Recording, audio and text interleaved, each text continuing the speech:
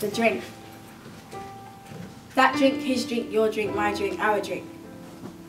And I'm going to tell you again. That drink, his drink, your drink, my drink, our drink. See, he told me it would lighten my soul. He told me it would make me feel in control. He was tall, white, skinhead, covered in tattoos, and little did I know all he wanted to do was abuse, use and bruise me. And I, unfortunately, was too blind to see. In other words, I was way too gone out of my head to understand any of the words in which he had just said. Because he was nice at first. He called me beautiful, pretty, all the things a girl would love to hear. And then he had his fourth bit. Things turned a bit rough. I tried telling him, hey, stop it, that hurts, that's enough. But it's like he became deaf as soon as I started speaking. Biting his nails was the one thing he kept repeating. How I got myself in this situation, I'll never understand.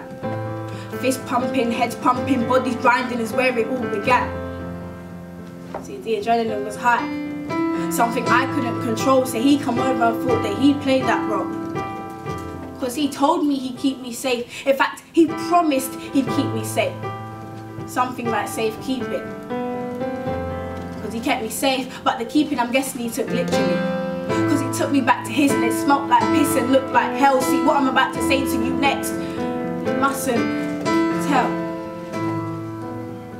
See, I guess it all goes back to the beginning. See, once I told him, ow, that hurt, say stop it, that's enough. His eyes widened. And I knew for a fact no one else but the devil was laying on top of me. I stared into his eyes for some sort of remorse or decency, and I found nothing. He touched me and hurt me in that one particular place, and I knew from that point onwards I was lying with a nutcase. Clothes torn, body's torn, and so I just lay there. Close my eyes, I say nothing, and I shed a tear. See, I heard a laugh in the hallway, but it wasn't just one. I didn't realise that he's invited some friends over for some fun. So this wasn't a temple, but I had to run for that exit. The way my heart was pumping was beyond hectic.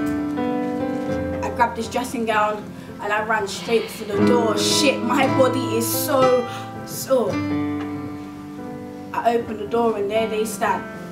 4, 5 and 6 of them. I stare in one of his eyes, cover his face in phlegm, and I run and I don't stop till I reach the ground floor. I looked at the time and it's 4:10. See, I fall to my knees and my body feels weak. My mind's all fuzz, I can't digest why this has just happened, like you can't even imagine. So my eyes are puffy and it's cold outside, so I think I'm gonna stay here and just hide. Cause tears are rolling down my face like both sides are in some sort of race. So it's that drink, his drink, your drink, my drink, our drink. The funny thing is, it never was my drink or yours. Because he planned it all in his head from when he first saw me on that dance floor.